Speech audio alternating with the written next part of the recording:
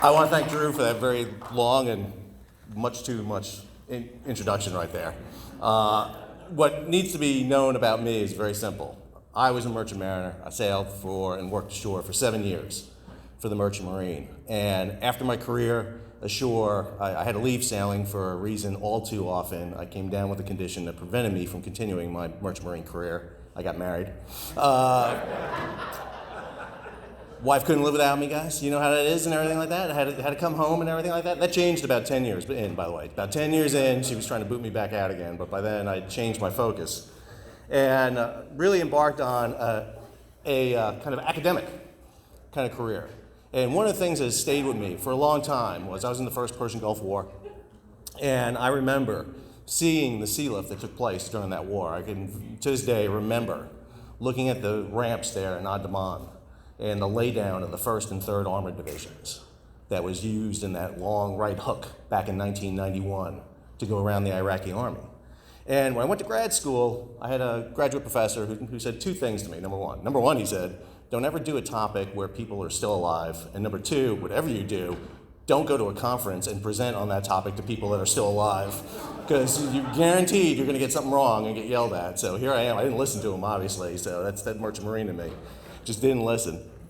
But I really wanted to research how we got to that point, how we got to the ability to get that sea lift into the Persian Gulf in 1990.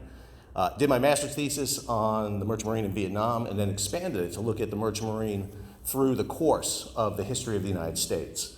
And today what I want to do is kind of focus in on a select period, and that's the American Merchant Marine during the first 6 months of World War II. Bill Drew talked about a topic that I think is very important. Just like him, I went and looked for a book to read on this topic and came up short all the time. Kept finding great little books, small little areas done by people who did some great work, but not a true kind of academic history, and not one that covers the whole history of the Merchant Marine. So what I want to take you on today here is just a kind of talk about that. So recently, the historiography has been really good on the maritime side of World War II. A couple of books have come out that have covered the entire scope of the maritime focus, the global nature of World War II. And one of the elements that are in both these books, by Evan Mausley and by Craig Simons, is the absolute significant role that shipping plays in the success of the Allies in World War II. You see it throughout their books, and they focus on that. Unfortunately, as we all well know, the American Merchant Marine does not get its due consideration. Now, when I was sailing, one of the books that came out was Mike Gannon's book. I had that book with me. I've got a worn-out copy. I got worn-out copies of this book, of Operation Drumbeat, the dramatic true story of Germany's first U-boat attack along the American coast in World War II.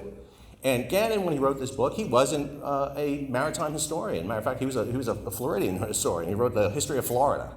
But just kind of like Bill Drew was talking about, he got interested in it. He really wanted to write about it. And so he wrote a book about that initial attacks off the east coast of the United States. And for that, he ran into some controversy.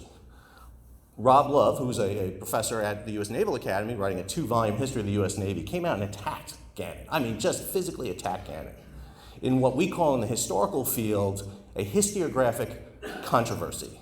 But it's really just a historian fight. They got into this historian fight, and they basically just started arguing about this. But they get into a fight. Love attacks Gannon for Gannon's attack on the U.S. Navy. Gannon basically says the U.S. Navy was nowhere to be seen on the East Coast. Love says Gannon's wrong, he has no idea what he's talking about, and literally just derogatorily attacks his view. And I think that type of attack goes on way too often in the historiography, the history of the American Merchant Marine in World War II. Now, let's be clear. You don't get success in World War II without the arsenal of democracy, without the construction, the building, the absolute massive kind of real estate that we put into it to build everything needed for World War II. But the arsenal of democracy is useless unless you can get it from the home front to the battlefront. And that's what the Merchant Marine does. Heard Dave Yoho talking about the tonnage and everything that's shipped overseas. That tonnage is absolutely essential, but it's taken for granted in so many histories of World War II. When you read histories of World War II, that topic is not conveyed. And there's a lot of reasons for that, and I want to talk about that today.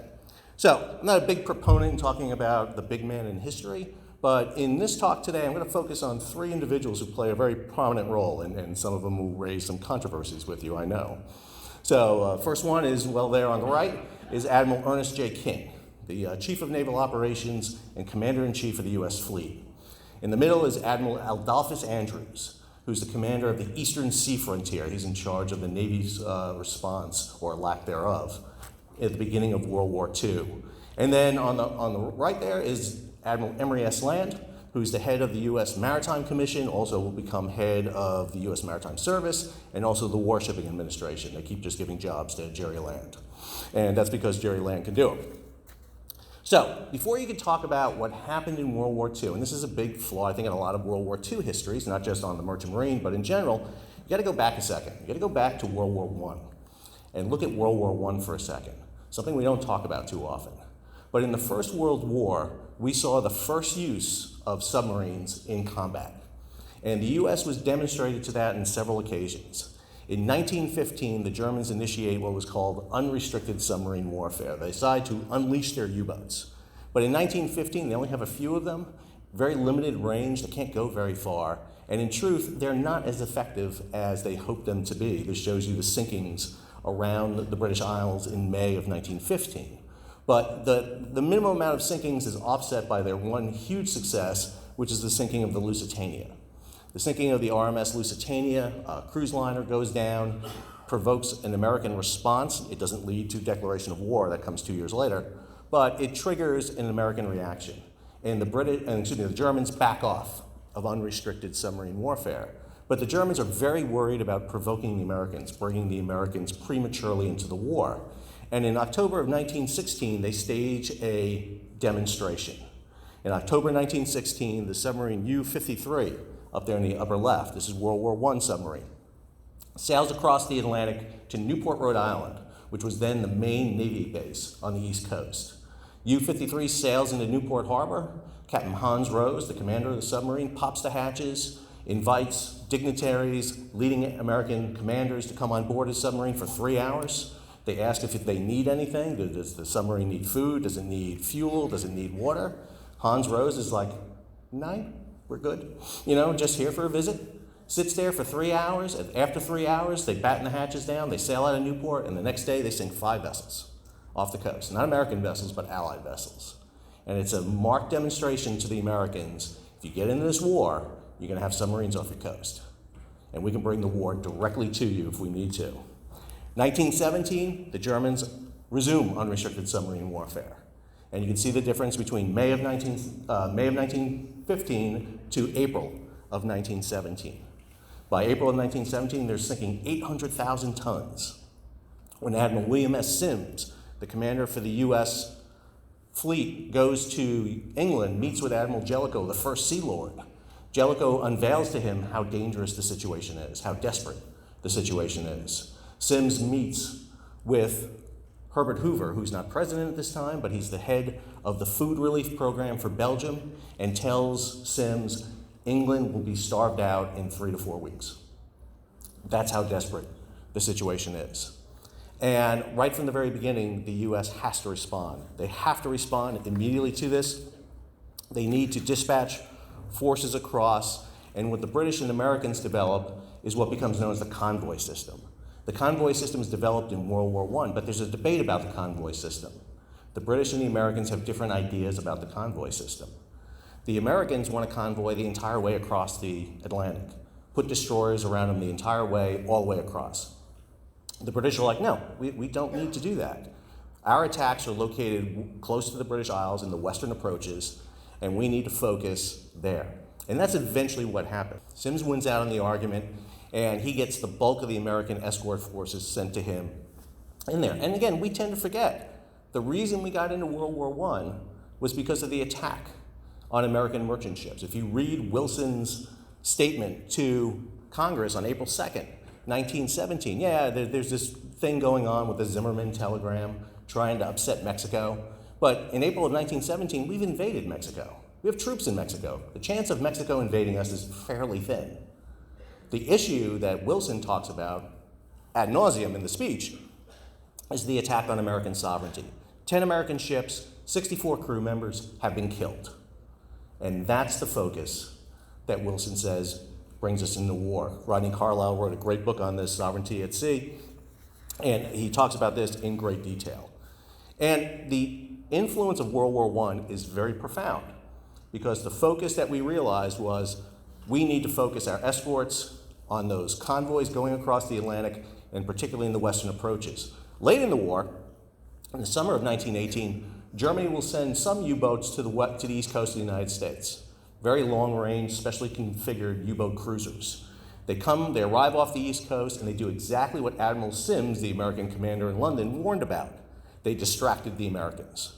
America decided to keep escort forces on the east coast, defend against these U-boat attacks, and the bulk of the convoys lost out on that because they were deprived escorts that should have been sent. Led to a big controversy post-World War I. Fast forward, World War II. Sinkings early in World War II. German U-boats from the very beginning of World War II are much more effective. Why are they more effective?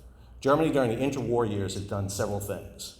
Even though they were prohibited under the Treaty of Versailles for developing submarines, through corporations located in Finland, the Netherlands, and even Switzerland, they were able to develop submarines that could sail longer distances, faster, and carry more torpedoes.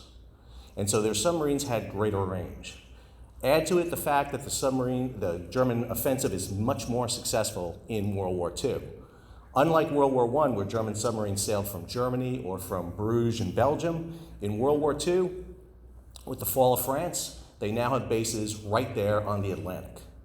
And submarines can range out. But if you look at this map, and this map goes from September of 1939 all the way to February of 1941, U-boat attacks are focused on the western approaches. They're focused on the western approaches. Yeah, they range down along the coast of Africa there, but largely focused on there. And that's where the Germans are focusing. They're focusing on that narrow channel coming in north of Ireland, particularly. And that's where we see the U-boats fighting. They've also adopted a new tactic, the wolf pack. Unlike World War I, where German submarines hunted alone, now they hunt in packs, something you all well know. The German submarine offensive was designed to overwhelm the escorts. During World War I, the process they used to basically suppress the U-boats was for an escort to peel off, drop depth charges in what was called a depth charge barrage. They lacked sonar in World War I, so they had no idea where subs were once they went underwater. And they would just drop depth charges in a pattern at a set period of time to keep the submarine suppressed underwater while the convoy trucked away. World War II, you can't do that as effectively.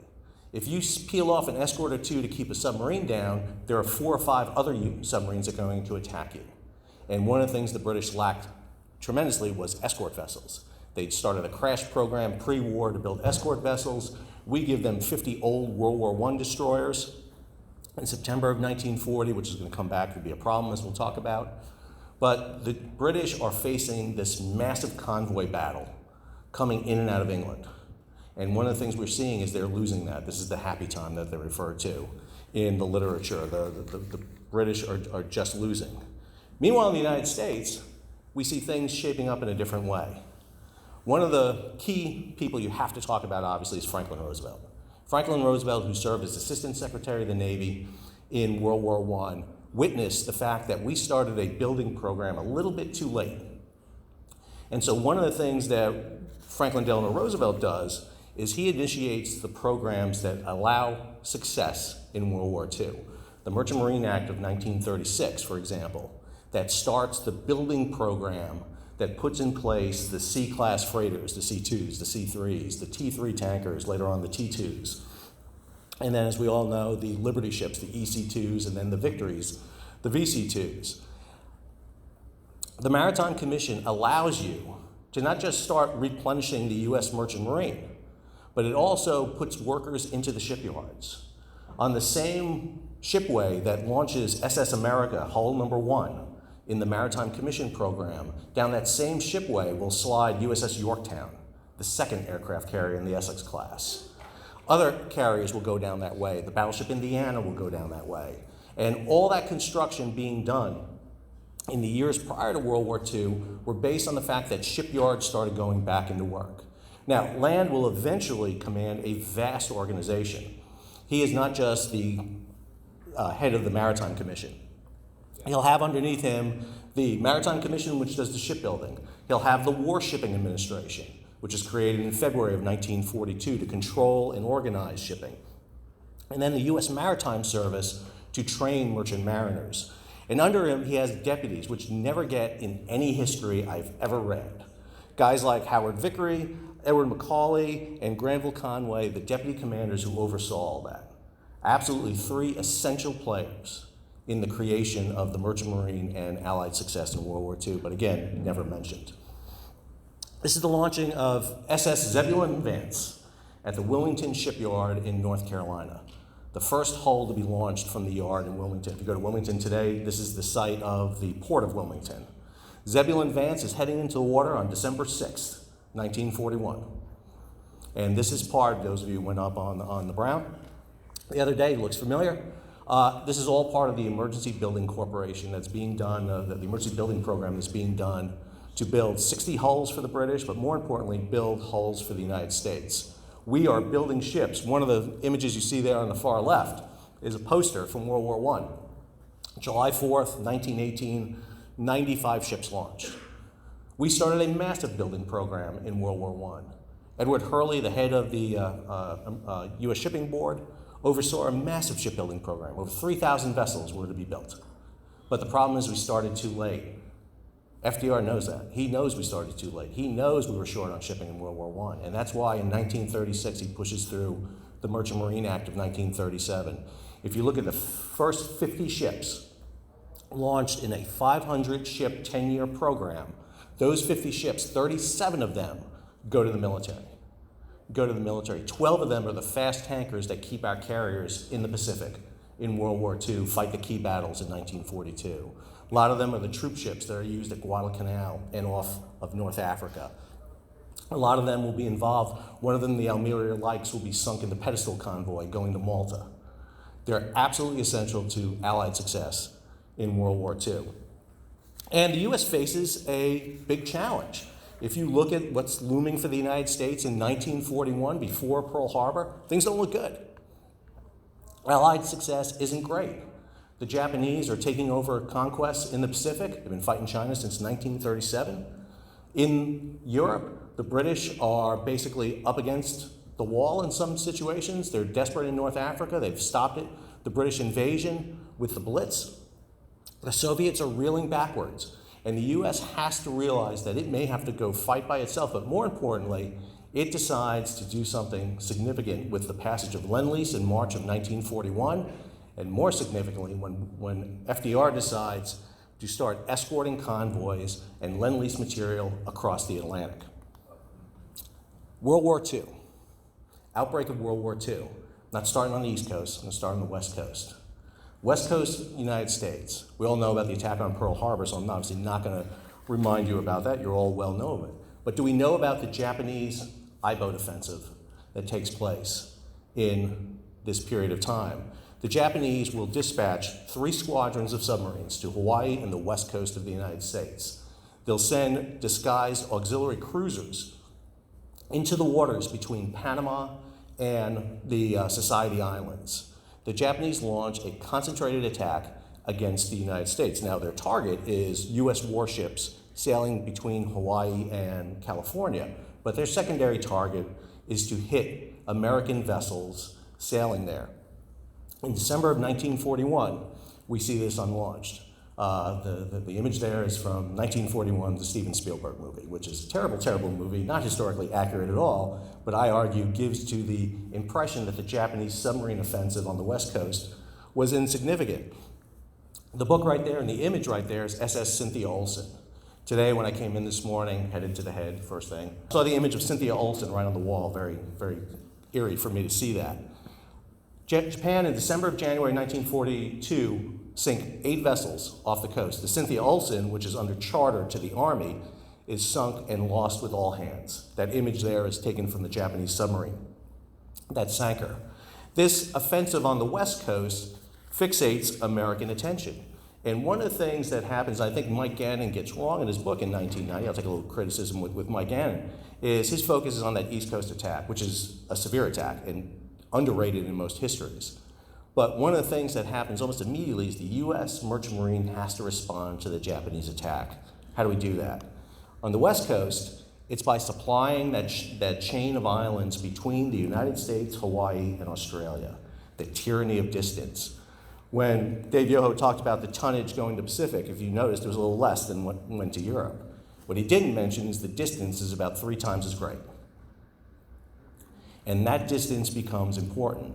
And what allowed the Americans to hold the line the first 6 months in the Pacific were ships of the American Merchant Marine, for example, transporting the 40th Infantry Division to Hawaii on board Matson cargo ships and passenger liners. The islands of Palmyra, Christmas Island, Canton, Samoa, Bora Bora were supplied by APL vessels going out there and providing the material. It was essential that having a domestic merchant marine, having ships in the coastal trade and the international trade were essential because the U.S. quickly took those vessels over and sent them out. The fear of attack against those vessels, launched by the Japanese attack in December of 41, January of 42, required escorts. Because of the fear these ships would be attacked, just as those first ships were attacked, forces the Americans to reallocate their escorts to the Pacific and guard these vessels. And most of the escorts we see are being used for that. That means on the East Coast, the situation is much different. Where are those American escorts on the East Coast of the United States when the German U-boats arrive, when 5 Type 9 U-boats arrive off the East Coast of the United States? They find themselves in a playground, basically. There's no escorts, there's no convoys, there's no protection. And the question goes, where are they? The fight between Gannon and Love was Gannon sat there and said the Navy was busy doing other things, that the Navy wasn't available. Love made an argument. No, they were there. They were doing escorting. And they're both right. The escorts were on the North Atlantic convoys. This is a snapshot of December 7th, 1941. A series of convoys crossing the Atlantic back and forth. American destroyers were escorting them.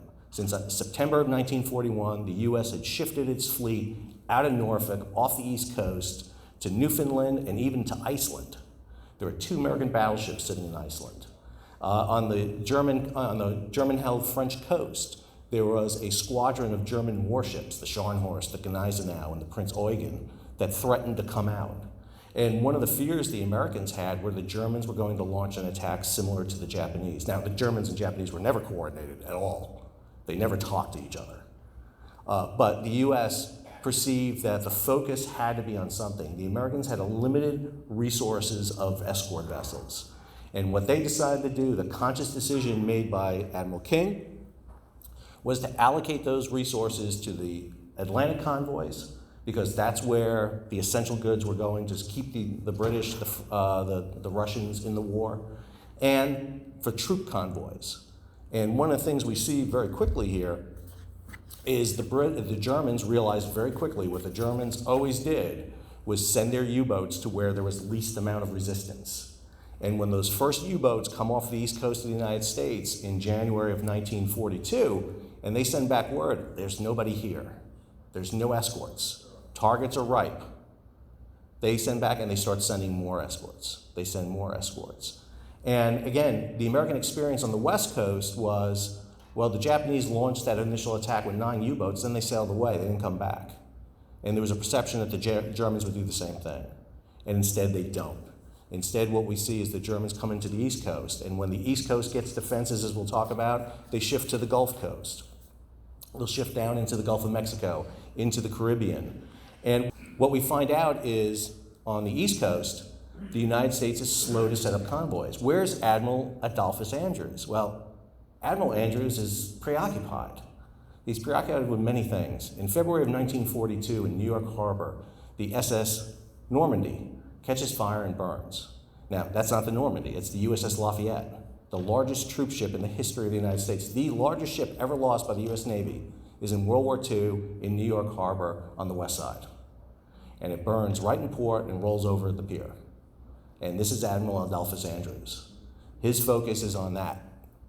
And I think Andrews suffers a lot from that. I think his focus is he's reeling from that in February of 1942. His focus is not on the East Coast. His focus, as told to him by his commander, is to focus on the troop transports. Get the troops across, get the Lend-Lease cargoes across, focus on that. As you see, they don't start escorting along the East Coast until May of 1942. The Gulf Coast in July, the Caribbean in May. And that means that the bulk of vessels are sailing unescorted. Just look at the East Coast convoys there. From May to December of 1942, there's 165 convoys, 3,633 vessels. That means from January to April, there are probably 2,500 vessels sailing without escort that were suitable for attack without it. How many ships were sunk under convoy? 3. 3 were sunk under convoy. That's significant right there. And when you look at traffic even today, this is a map from actually back in May I did this. This is traffic off that same Cape Hatteras. You can see that traffic exists off the coast. That if you don't have convoys, there's a plethora of traffic, whether it's 2021 or 1942. There's traffic on and off the coast. And this report here shows that. The main convoys that went across the Atlantic were called the HX convoys. That very first picture I had up here was an HX convoy gathering in Bedford Basin up in Halifax. The HX convoys were the backbone of the Allied supply runs across the Atlantic. And you'll see from December of 1941 to December of 1942, 55 convoys, 1,899 ships sailed, about 34 ships per convoy. They had they had 5.7 escorts per convoy, so about 6 ships escorted them across. In that same time period, the Americans sent troop convoys across, the AT, the TA, the CT, the NA convoys. The ATs were the big ones. Those are the big troop convoys. They sent a series of 6 of them across. 9 of them, 9 convoys, 84 ships, on average 11 escorts per convoy. Where's the Navy in World War II off the East Coast of the United States? They're guarding the troop ships. They're guarding the Lend-Lease. And they're not there off the East Coast of the United States. This is why I think, if I give you 3 reasons why I think the Merchant Marine story is not told the way it needs to be, is because of 3 things. First, Samuel Eliot Morison and the U.S. Navy. The U.S. Navy has a semi-official history, the 15-volume series that came out in the 50s and 60s by Morison that looks at the U.S. Navy. As a kid, I was weaned on Morison, have all 15 volumes, read them like crazy as a kid. But if you read through Morison and you read just the Merchant Marine sections on there, you'll get mad. You get real mad. I get mad still. He bashes the Merchant Marine. He is not kind to the Merchant Marine in this. And that became the standard kind of text. A lot of the imagery we know about the Merchant Marine from World War II, oh, they get paid more. You know, hey, they're not as loyal to the ships and to the cause. That comes right out of Morison. Now, later on, he writes a 1-volume compendium where he's more apologetic in it. I think he ran into some Merchant Marines at some point and everything. And I think Morison had a rough time meeting some people, and they basically argued with him. But unfortunately, that has been the standard reference source for a lot of histories of World War II. And for historians who know nothing about the Merchant Marine, that's their source. And that's what they've been fed. Second, official report on the Merchant Marine in World War II. If you happen to grab one of these booklets, they were available last night. I saw them out there. They're great. Done by the Warshipping Administration, 1946. 81 pages on the history of the Merchant Marine. Said a second ago, 15 volumes for the U.S. Navy in World War II, 5 volumes for the Marine Corps, 5 volumes for the Army Air Force series. The U.S. Army has 81 volumes. 81 volumes done. We have 80 pages. 80 pages written. That's what's written. I could write a book right now that covers each ship sunk, 733 ships, and have more than that. If I wrote a page on the 9,500 merchant mariners who died on that, we'd start getting close. But that's the reference source we have.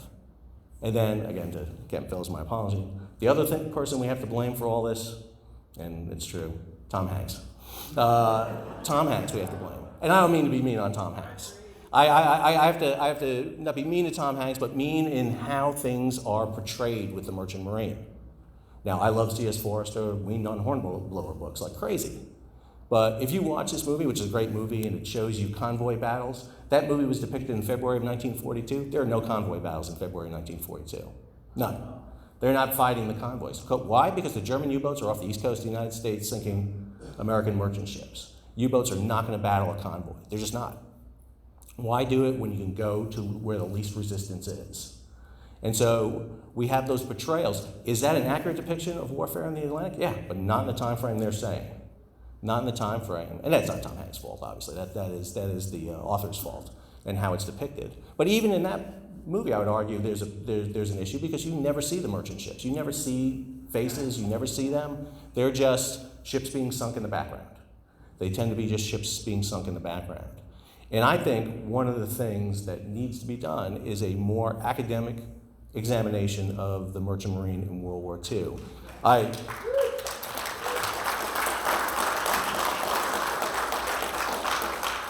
I'm an academic. Whenever I give a talk, I always usually have to sit there and say, okay, this is not going to be on an exam, so you don't have to take notes or anything like that. But I would like to say to everyone who has roles in politics, in policy, in influence, this should be on an exam, and everybody should know this, because this does not get out the way it needs to be done. I'm an advocate for every maritime academy in the United States for mandating that a history of the Merchant Marine be taught to them their senior year. I've taught at West Point, I've taught at the Naval Academy. Every senior that comes out of those institutions are taught about the history of their institutions. And we don't do a good enough job sending out modern merchant mariners with a history of their own legacy out there.